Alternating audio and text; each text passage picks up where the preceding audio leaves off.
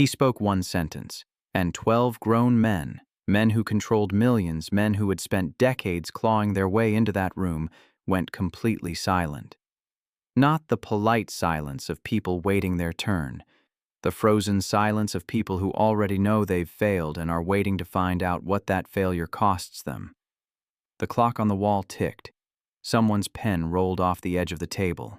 It hit the marble floor and the sound cracked through the room like a shot. Nobody bent down to pick it up, because the man at the head of that table had just spoken, and not one person in that room had understood a single word. Not in the rehearsed, polished Korean of boardrooms and conference calls. In something older. Something that came from salt air docks and narrow streets and 2 in the morning conversations between men who had nothing left to hide from each other. Deep Busan dialect. The real kind. The kind that could not be memorized. And these 12 men, with their imported suits and their prepared answers and their combined decades of experience, had nothing. That was the rule in this room. He spoke once. You had one window. Miss it, and the window closed, forever. Not fired, finished. The kind of finished that doesn't come with a severance package or a goodbye email. And then, from beyond the meeting room door, left slightly open by a catering staff member who had stepped out moments before, a voice answered him, small, unhurried, completely certain. The room turned as one. Who was that? She was 11 years old. And her mother had been cleaning the floors of that building every night before anyone arrived. Stay with us. Because this story doesn't go where you think it does. Before we go any further, and drop a comment right now and tell us where you're watching from. We have people in this community from Atlanta to Los Angeles to New York, and we genuinely want to know who's here with us tonight. And if you're new here, subscribe now. The stories we tell on this channel don't just pass the time. They stay with you. The kind you find yourself thinking about the next morning over coffee. Make sure you're here for every single one. Now back to that room. Back to that silence that nobody in it will ever forget. Because 3 things don't add up, and they're going to sit with you until we explain all of them. First, who is this girl? What is she doing in a building like that, in a meeting like that, at that exact moment? Second, why would one of the most feared men in South Korea stop a high-stakes investor presentation mid-sentence to test an entire room in a dialect most of those executives had never once heard spoken out loud? And third, how is it possible that out of every executive, every senior advisor, every polished professional in that room, the only one who answered him perfectly was the maid's daughter who had never once been invited inside? We're about to explain all 3. To understand what happened in that room, you first need to understand who Victor Ryu actually was. Not the version people passed around in newspaper columns. Not the one whispered about over dinner by people who had never been within 3 floors of him. The real version. The one that started not in a boardroom, but on the docks of Busan before he was old enough to shave. Busan in those years was a city that ran on salt air and diesel fumes, and the kind of labor that left marks on your hands that never fully went away. The cranes on the harbor never stopped moving. Not in the heat of August, not in the cold that came off the water in January and cut straight through whatever you were wearing. Men worked until they couldn't. And when they couldn't anymore, younger men replaced them, and nobody made a speech about it. That was the economy of that world. Invisible until you needed something done, forgotten the moment it was. Victor's father loaded cargo on the eastern dock. His mother cleaned the offices of the men who owned the ships. By the time Victor was old enough to understand what that meant, so he had already spent years watching those men. The owners, the managers, the ones who arrived in cars and left in cars and never once looked at the people keeping their buildings clean and their docks running. He watched them the way you watch something that could teach you something, if you paid close enough attention. And what he learned was this. The men at the top weren't there because they were the loudest. They were there because they saw everything, every hesitation, every performance, every handshake that meant nothing, and every nod that meant everything. They had learned to read the gap between what people said and what people meant, and they used that gap, quietly, to stay exactly where they were. He made himself a promise before he turned 15. He would never be fooled, not once, not by anyone. For 40 years, he kept that promise. By the time Victor Ryu sat at the head of that table, he had built something that went far beyond what any balance sheet could explain. There was legitimate business, logistics, commercial property, distribution. There were things that weren't on any balance sheet at all, and connecting the two was a skill so precise, so invisible, that even the people who worked closely with him weren't entirely sure where one ended and the other began. That ambiguity was not accidental. Victor had designed it. What he had not designed, what couldn't be manufactured or delegated or controlled, was the test. He never announced it. He never gave warning.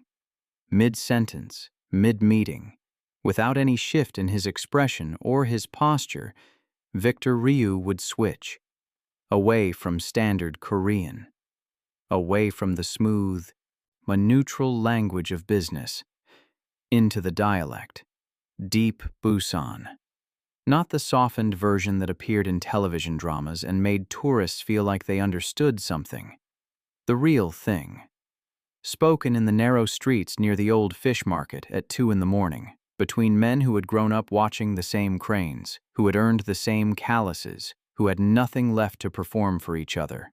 It was language as a fingerprint. Either you came from it, or you didn't. Most of the men around him had learned just enough to pass, a nod at the right moment, a murmur of recognition, enough to suggest they understood without actually demonstrating it. And for years, Victor had let them pass, because a man who almost understands is still more useful than a man who admits he doesn't. He filed it away. He remembered. But today was different. Today he had spoken, and nobody had even tried to pretend. Not one nod, not one murmur, not one pair of eyes that held his for long enough to suggest they had caught even the edge of what he said. Every single man in that room had checked out at the same moment, and the silence that followed was the most honest thing Victor Ryu had heard from any of them in years. It told him that whatever they had been rehearsing, whatever performance they had been maintaining, it had finally run out. And standing at the head of that table, with 12 men staring at the floor and the clock still ticking, Victor Ryu felt something he hadn't felt in a long time. Genuine curiosity. While Victor Ryu was building walls, Nadia was quietly learning to move around them. She had come to Busan from Atlanta 7 years earlier, not because anyone had planned it for her, not because a path had been mapped out.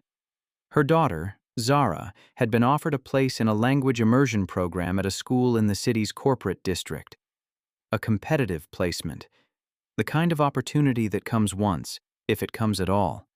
And Nadia had decided, without hesitation and without asking anyone's permission, that wherever that school was, that was where they were going. Think about what that decision actually meant. She was leaving behind Atlanta, her city, her culture, the warmth of a community that had known her name since she was a girl. The block cookouts, the church on Sunday, the neighbors who checked on you without being asked. She was walking away from all of it to move to a country where she didn't speak the language, where she didn't know a single person, where nobody was expecting her and nobody was waiting. She did it for a child who hadn't even asked her to. Have you ever made a decision like that? Where you put everything down, everything, so someone else could pick something up. She had raised Zara in a city that taught black women to be twice as prepared, twice as sharp, and twice as quiet about both. That lesson had followed them to Busan, and it had served them in ways neither of them fully understood yet. Nadia found work through a cleaning agency that operated across the corporate towers near the harbor. 2 shifts, most days. The first started before sunrise. The second ended after most of the building's residents had already eaten dinner and fallen asleep. She learned Korean the way people learn when they have no safety net, by immersion, by necessity, by swallowing her pride every single morning and starting again. She made mistakes, she mispronounced things, she misread situations, and every time she absorbed it and kept moving, because there was no other option, and she had not come this far to stop. She moved through those offices the way water moves through pipes, quietly, efficiently, taking up as little space as possible. She polished floors that other people scuffed without noticing. She emptied bins full of decisions that had changed companies and markets and entire supply chains. And nobody looked at her. That was the part Nadia had eventually made her peace with.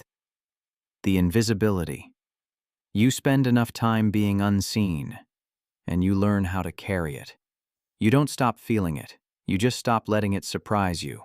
Or what she had not made her peace with, what she refused to ever make peace with, was the idea of her daughter being invisible too. Zara was small for 11.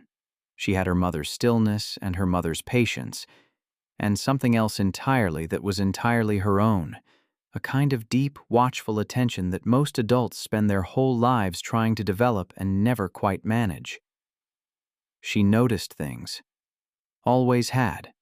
Not in the obvious, eager way of children who want to impress you. In the quiet way of someone who understands that information is everywhere, if you learn how to be still enough to receive it. Every afternoon after school, while Nadia finished her first shift, Zara would come to the building and take her place on the low marble bench near the lobby entrance, school bag at her feet, a stack of books in her lap, always more than she needed, always more than she could comfortably carry, but she carried them anyway because she didn't like being without options. The marble was cold, not slightly cool, cold. The kind that moved through your clothes and settled into your bones if you sat still for too long. Zara sat still anyway, and she read. And when she wasn't reading, she listened. That building was never truly quiet. Conversations spilled out of elevator doors just before they closed. Phone calls crossed the reception area in fragments. And through the side entrance, just around the corner from where Zara always sat, dock workers would take their breaks. Men with deep Busan accents talking about the tides coming in, about loads running late. Not about things that had nothing to do with the corporate world happening 3 floors above their heads. Zara had never studied Busan Dialect, never opened a textbook on it, never taken a class, never once made a conscious decision to learn it. But language doesn't always require a decision. Sometimes it moves through you the way music moves through certain people. Not as a thing you study, but as a thing you feel. Pattern by pattern, tone by tone, until it becomes part of the way your mind works. 5 days a week, 3 years. The cold marble bench, the dock workers, the elevator conversations, the break room television her mother ate lunch in front of, always tuned to the same local channel. While Nadia cleaned floors that would never carry her name, Zara was quietly becoming the only person in that building who actually understood what was being said. She just didn't know yet that it was about to matter. The morning of the meeting announced itself differently. More cars in the private lot than usual, faces that didn't belong to the regular crowd moving through the lobby with that specific kind of controlled urgency. The kind that says important things are happening, and nobody wants to be caught looking like they don't know what those things are. Overseas investors, 3 of them flown in from separate cities, brought together for a presentation that had taken Victor Ryu's team 6 weeks to build from the ground up. The kind of meeting where careers either cement themselves or quietly begin to come apart. Nadia had arrived an hour early. More to prepare, more to clean, more of everything. Zara had come with her. School didn't start until later, and had taken her usual place on the marble bench, pulled out her books and disappeared into them the way she always did. If you walked through that lobby that morning, you wouldn't have noticed her. Nobody ever did. By 10 o'clock, the meeting room on the 3rd floor was full. The table was long and polished so well that the overhead lights reflected back at you if you looked at it from the right angle. Every chair occupied, laptops open, folders aligned, water glasses filled. The kind of room staged to communicate exactly one thing. We are serious people, and you are in serious company. Victor Ryu walked in last. He always walked in last. Not because he was late, he was never late. Because the walk to your seat told him everything he needed to know about the people already sitting in theirs. Who straightened their posture the moment he appeared, who reached for their phone one final time, needing that last small moment of control before giving it up. Who made eye contact and who looked just slightly past him at the wall, because making direct eye contact with Victor Ryu was something most people in that room still hadn't figured out how to do, comfortably, even after years of proximity. He took his seat. The presentation began. For 40 minutes, everything moved exactly as planned. Slides advanced, numbers were quoted, questions were asked and answered with the smooth confidence of people who had rehearsed until the answers stopped sounding rehearsed. Victor listened. He asked 2 questions, quiet, precise, the kind that made the person answering feel briefly examined rather than included. Both were answered. Both were technically correct. Neither satisfied him, for reasons he didn't explain and nobody asked about. Then he went still. The presenter moved to the next slide. Someone reached for their water glass. And Victor Ryu, without any shift in expression, without any change in posture, without any signal at all, said something. In dialect. Deep Busan. Not a question. Not a command. A statement. Layered, carrying weight between the words. The kind of thing that meant different things depending on where you came from and what you'd lived. He wasn't translating anything. He was saying something new, something that required context and history and a particular kind of understanding to receive correctly. The room didn't react immediately. That fraction of a second, where the brain registers that something has changed but hasn't yet processed what, stretched out longer than it should have. And then, it landed. One executive blinked, another shifted in his chair. A senior advisor who had worked alongside Victor for 6 years looked down at his folder. He did not look back up. Nobody spoke. We have all been in a version of that moment, where the right answer exists somewhere inside us and we simply cannot reach it. Where we know something is being asked and our body won't cooperate. That feeling, multiplied by everything those men had spent years building, and everything they stood to lose in a single afternoon, settled into the room like something with weight and texture. Comment.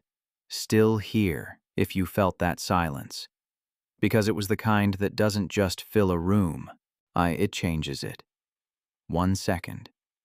2. Victor's hands rested flat on the table. He didn't look around the room. He looked at one fixed point. The way a man looks when he has stopped waiting for an answer and has already processed the only answer that matters, which is no answer at all. The presenter had stopped mid-sentence. Nobody moved to continue. The meeting room door had been left slightly open. A catering staff member had stepped out moments earlier and hadn't pulled it fully closed. Sound moved easily through that gap, and from the corridor, from the lobby, from the cold marble bench, a voice came through. Not loud, not performing, simply answering. With the correct tone, with the correct cultural weight, with the meaning that lived inside the words, the part that couldn't be looked up or approximated by someone who hadn't spent years sitting close enough to absorb it. Zara had heard him, and she had answered, the way she always answered when she understood something. Simply, without ceremony, without knowing that the room above her had stopped breathing. The room turned. Victor Ryu looked up, and for the first time in that meeting, in many meetings, something in his expression shifted. If you're not subscribed yet, this is the moment. The next 30 seconds of this story are the reason we made it. Subscribe now so the next story finds you before someone else tells you about it. Nobody moved immediately. The voice had come from outside, small, unhurried, not completely unaware of what it had just walked into, and every person at that table was processing the same impossible calculation at the same time. That couldn't be right. They must have misheard. The acoustics in this building sometimes did strange things. There had to be another explanation. Victor Ryu did not turn immediately. That was the thing about him. He never reacted. He responded. A reaction is involuntary. A response is chosen. The difference between those two things was something he had built his entire life around. He set his pen down, placed both hands flat on the table, stood. The room held its breath as he walked to the door, and there, in the corridor, a stack of books pressed to her chest, school bag hanging off one shoulder, eyes standing the way children stand when they've said something and aren't sure yet how it's been received, was Zara. She wasn't frightened. That was the first thing that struck every person who saw her. Not performing courage, not suppressing fear, simply not frightened. She looked up at Victor Ryu the way a child looks at something unfamiliar but not dangerous, with curiosity, with steadiness, with the full presence of someone who wasn't thinking about anything except this exact moment. He looked at her for a long moment, the kind that has its own weight. Then he spoke again. Same dialect, but harder this time. A different phrase, more layered, carrying cultural texture that didn't exist in any textbook. The kind that required not just words but emotional context. The understanding of where a phrase came from, what it cost the people who first used it, what it still carries today. The kind of thing you could only know if you had absorbed it, slowly, over years, from people who lived it without thinking about it. The executives leaned forward without realizing it, because they understood, even if they couldn't articulate it, that what was happening in that corridor was not a conversation. It was a second test, a harder one. Zara tilted her head slightly. The way you tilt your head when someone says something you find genuinely interesting. And she answered, in the same dialect. Correct register. The full weight of the phrase handled exactly right. Not translated. Met. Victor was still for a moment. Then he asked her, in plain Korean, quiet enough that the room had to strain, how she had learned. And Zara told him. She told him about the bench, about the cold marble that never warmed up no matter how long you sat on it, about the dock workers who came around the side entrance for their breaks, talking about the tides, about loads running late, about things that had nothing to do with the floors above them, about the break room television her mother ate lunch in front of every day, always tuned to the same local channel, about the way language moves through you if you let it, without asking permission, pattern by pattern, until it becomes part of how you hear the world. She told him about her mother, about the 2 shifts, about leaving Atlanta so her daughter could have something she never had, about the way Nadia moved through those buildings like she was invisible, because that was the only way the work got done. And Nadia had long ago accepted that the work mattering was enough, even when the people watching it didn't notice. Zara said all of this without bitterness, without asking for anything, without framing it as hardship or sacrifice. Just facts, stated clearly by someone who had never been taught to be ashamed of where she came from. The men at the table were silent in a completely different way than before. The earlier silence was the silence of men who didn't know the answer. This silence was the silence of men coming face to face with something they had preferred not to think about. That a child who had never once been invited into their world had been paying closer attention to it than any of them had ever paid to each other. That the thing they were all performing, loyalty, understanding, belonging, she had simply been living. Then Victor Ryu did something so small it would have meant nothing in any other room. He smiled. Not a managed expression, not the controlled professional look of a man handling a situation, a real one, the kind that reaches the eyes before the mouth has fully decided what to do, the kind that cannot be manufactured or practiced or produced on demand. Nobody at that table had ever seen it, not once, not in years of pressure and deals and moments designed to break people. Nadia was standing at the far end of the corridor. She still had the cleaning cloth in her hand. She saw it. She pressed her back against the wall. closed her eyes, and did not move. The meeting finished. The investors got their presentation. Numbers were discussed, decisions were reached, hands were shaken. All the things that were supposed to happen, happened. But the room it happened in was not the same room it had started in.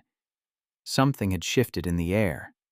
That particular discomfort of having been seen more clearly than you intended, in a moment you didn't choose and couldn't manage. Every executive who walked out of that building that afternoon carried it with them. It would show up later, in quiet moments, when they were stuck in traffic on the highway heading home, when they woke up at 3 in the morning for no reason. The memory of standing in a room with everything they had built, and having nothing. In the days that followed, things began to move. Not with announcements, not with ceremonies or gestures designed to communicate generosity to an audience. Quietly. The way things move when a decision has been made by someone who doesn't need validation for it. Victor Ryu's assistant contacted the school administration with a request. Not a donation, a sponsorship. Full and unconditional. Tuition covered. Materials covered. A small monthly allowance for expenses, extended for as long as Zara remained enrolled, and for whatever level of education she chose to pursue after that, for as long as she chose to pursue it. The accompanying letter contained one line in Victor's own handwriting. She earned it. Not she deserves it. Not we would like to offer our support. She earned it.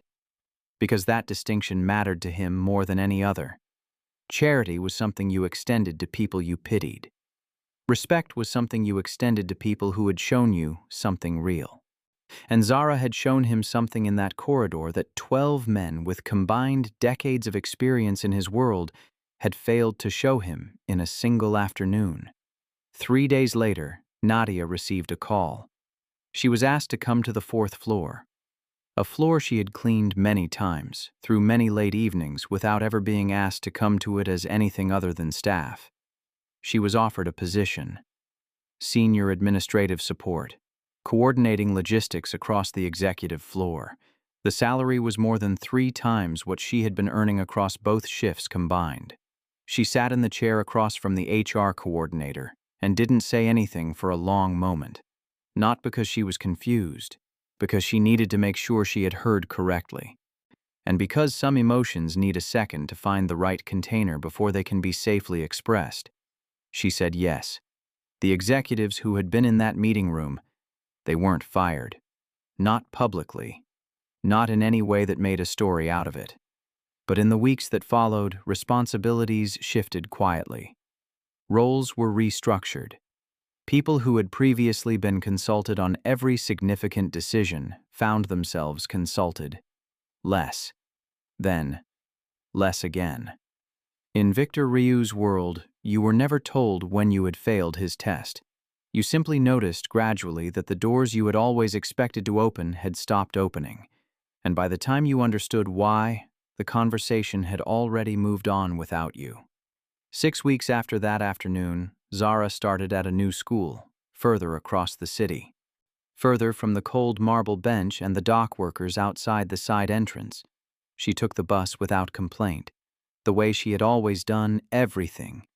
On her first morning, Nadia walked with her to the gate. She watched Zara push through with her bag on her shoulder and her books pressed to her chest. Too many, as always, more than any child needed, more than she could comfortably carry, and disappear into the crowd of other students without looking back. Because Zara never looked back. She was always already thinking about what came next. Nadia stood at that gate long after the bell rang, and the courtyard emptied and the voices faded. The morning was cold. The kind of cold that asks something of you. She pulled her coat tighter, looked at the window of the classroom where her daughter had just sat down, and exhaled. Slowly, eyes completely. The way you exhale when something you've been carrying for a very long time has finally been set down somewhere safe.